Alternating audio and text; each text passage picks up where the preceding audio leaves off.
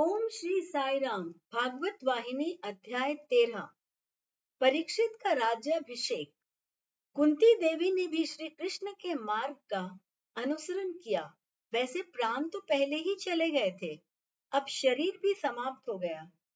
अर्जुन ने सबसे पहले यह अनुभव किया कि माता ने प्राण त्याग दिए हैं। चीत्कार करते हुए अर्जुन ने कहा, भैया, हमारी ममतामयी माँ भी हमें छोड़कर चली गई हैं।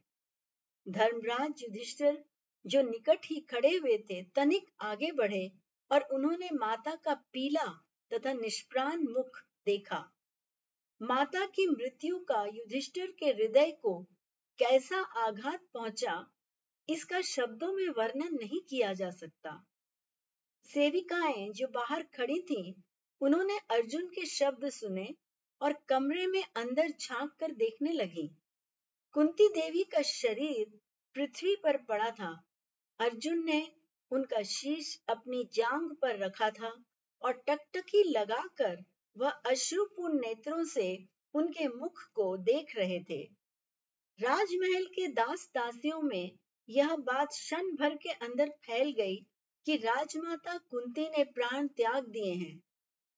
जब सेवकों ने दुर्घटना की वास्तविकता को समझा, तो उन सब के रुदन से आकाश का हृदय भी फटने लगा। इसी बीच में अंतःपुर में भी रानियों के पास खबर पहुंच गई। क्षण भर में दुख के झंझा ने सारे हस्तिनापुर को झकझोर दिया। रानियों का दुख अपार था। वे अपने महल से रोती चिल्लाती और छाती पीटती हुई गिरती पड़ती वहां पर आईं। ऐसा प्रतीत हो रहा था जैसे दुख की लहर में पूरा राजमहल ही डूब गया हो। हृदय विदारक उस दृश्य को देखकर भीम, नकुल और सहदेव तथा मंत्रीगण भी फूट फूट कर रोने लगे। पूरा वातावरण ही दुख से भर उठा था।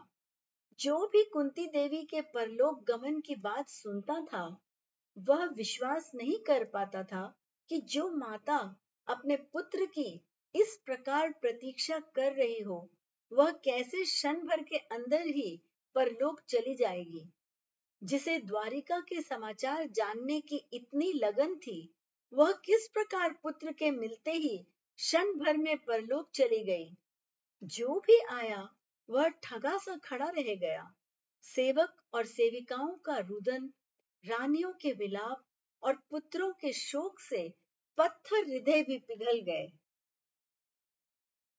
धर्मराज ने सबको सांत्वना दी और भाइयों को शांत करने तथा साहस दिलाने का प्रयास किया।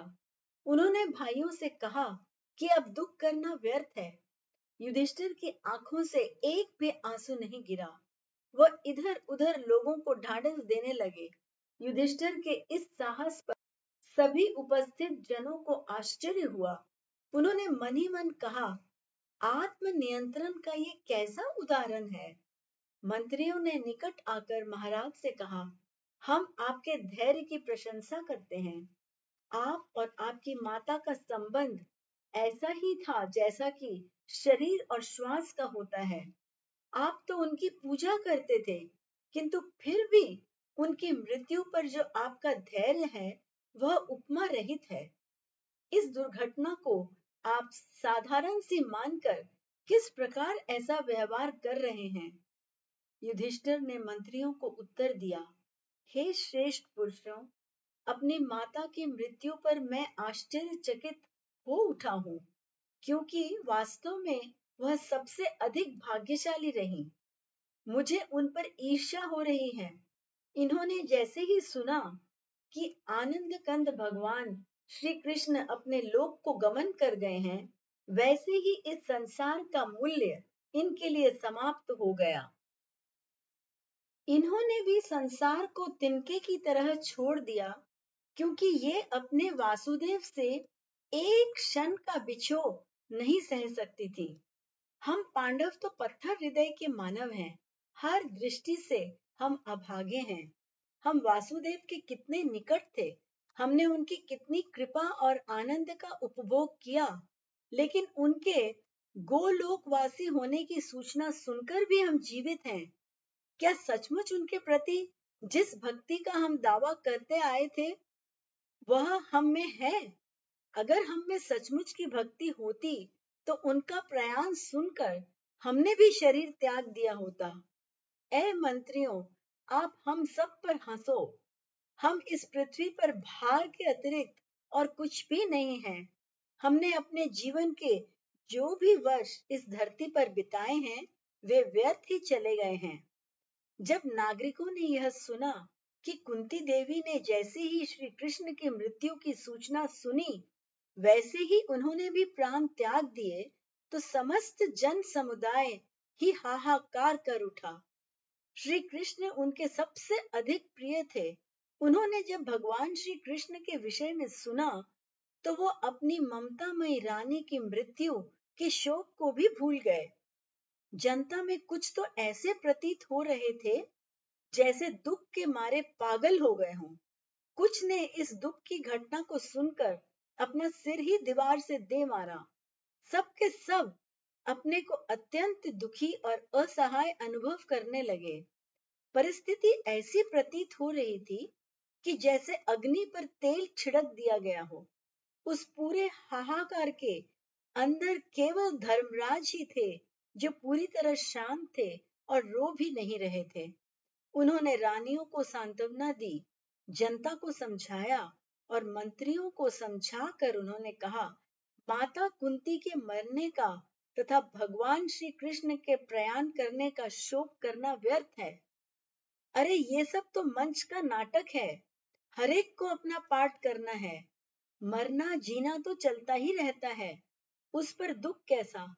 नाटक का सूत्रधार जैसा भी आदेश देता है वैसा ही कलाकार को करना पड़ता है। हमारा कर्तव्य तो केवल यही है कि हम उसके आदेश का बराबर पालन करते जाएं। धर्मराज युधिष्ठिर ने अर्जुन को निकट बुलाया और कहा, भैया अब हमें देर नहीं करनी चाहिए। माता का दाह संस्कार शीघ्र ही करना उचित है। परीक्षित को आज ही राज्य दे दो और हम आज ही हस्तिनापुर को त्याग देंगे। मेरे लिए एक एक क्षण एक एक युग की तरह बीत रहा है। महाराज युधिष्ठिर की वैराग्य की वह चरम स्थिति थी।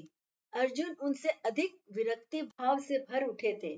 उन्होंने माता का शीश अपने जांग से उठाकर पृथ्वी पर रख दिया तथा नकुल और सहदेव को आज्ञा दी कि परीक्षित के राज्याभिषेक का प्रबंध करो, क्योंकि यही महाराज की इच्छा है।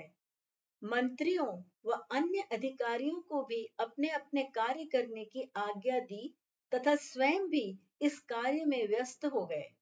दूसरी ओर भीम माता के दाह संस्कार में जुट गए।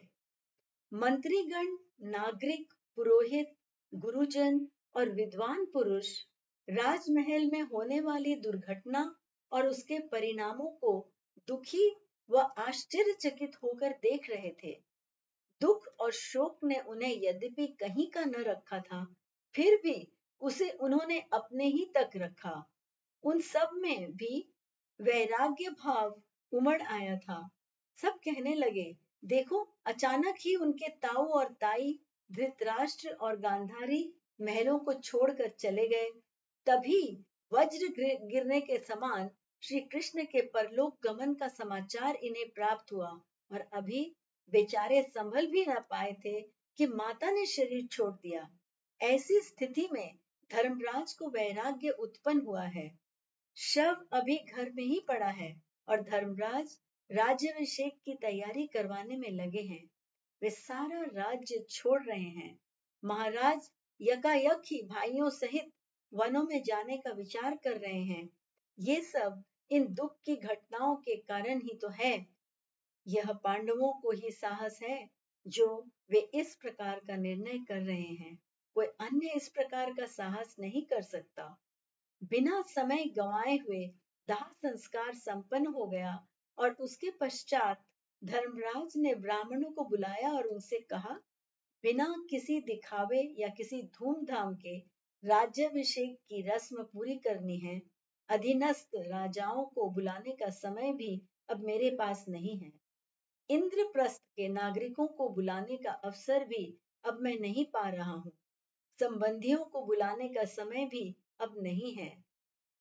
यद्यपि भारतवर्ष के भरतवंशीय चक्रवर्ती सम्राट का राज्याभिषेक सदैव एक बहुत बड़ी बात रही है और उसे अपनी शान के साथ ही पूरा किया जाना चाहिए था, लेकिन दुर्भाग्य कि आज हमारे पास इतना समय भी नहीं।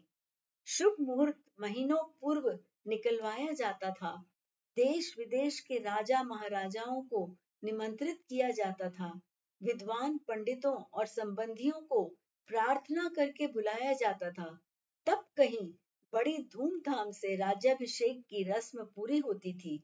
लेकिन इस समय तो कुछ क्षणों में ही जो भी सामान उपलब्ध है, उससे ही जो व्यक्ति यहाँ उपस्थित हैं, उनके सामने ही यह रस्म अदा कर दी जाएगी। परीक्षित को राज्याभिषेक स्नान कराया गया और मणि जटित एक सुंदर मुकुट पहनाकर छोटे राजकुमार को राज दरबार में लाया गया। ब्राह्मणों और मंत्रियों ने राजकुमार को लाकर राज सिंहासन पर बैठाया, परंतु इसके पश्चात जब महाराज युधिष्ठिर ने परीक्षित के सिर पर राज मुकुट रखा, तो उपस्थित समुदाय दुख के वेग के कारण रो पड़ा। राज्याभिषेक की रस्म जो आनंद, प्रसन्नता और मनोरंजन के साथ होनी चाहिए थी, आंसुओं के बीच मनाई जा रही थी। नव राज्याभिषिक्त चक्रवर्ती बालक परीक्षित उन क्षणों में जबकि युधिष्ठिर ने मुकुट पहनाया, फूट फूट कर रोने लगा। बालक को रोता देखकर अब तक पत्थर की तरह चुप रहने वाले महाराज युधिष्ठिर भी अब अपना संतुलन न रख सके और उनके नेत्रों से भी अश्रु बहने लगे। उस समय तो उपस्थित समुदाय का हृदय भी टूक टूक हो गया। दुख के इस वेग को कौन सहन कर सकता था? भाग्य की विडंबना कौन रोक सकता था?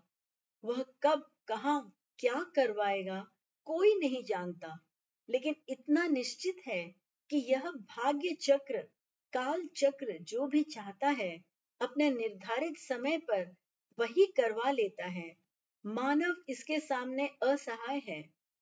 परीक्षित एक समझदार, होनहार, धार्मिक बालक था। उसने सबको दुख सागर में निमग्न देखा। उसने चुपचाप सबको रोते देखा और उसके बड़ों ने जैसे भी उसे आज्ञा दी थी, वैसा उसने चुपचाप किया। लेकिन महाराज धर्मराज के राज मुकुट पहनाने के पश्चात वो शांत नहीं रह सका और सिंहासन से उठकर युधिष्ठिर के चरणों पर गिर पड़ा और करुणापूर्व शब्दों में परीक्षित कहने लगा, महाराज, आपकी जो भी आज्ञा और इच्छा होगी उसका पालन करना मेरा धर्म है और मैं उसे पालन करूंगा, लेकिन आप मुझे अकेला मत छोड़कर जाइए। परीक्षित ने धर्मराज के चरण कसकर पकड़ लिए थे और वह उन्हें छोड़ भी नहीं रहा था। वह लगातार एक ही बात रो रो कर कह रहा था कि आप मुझे छोड़कर मत जाइए। बालक की इस प्रार्थना पर ऐसा कोई भी पाषाण हृदय न था जो न रोया हो।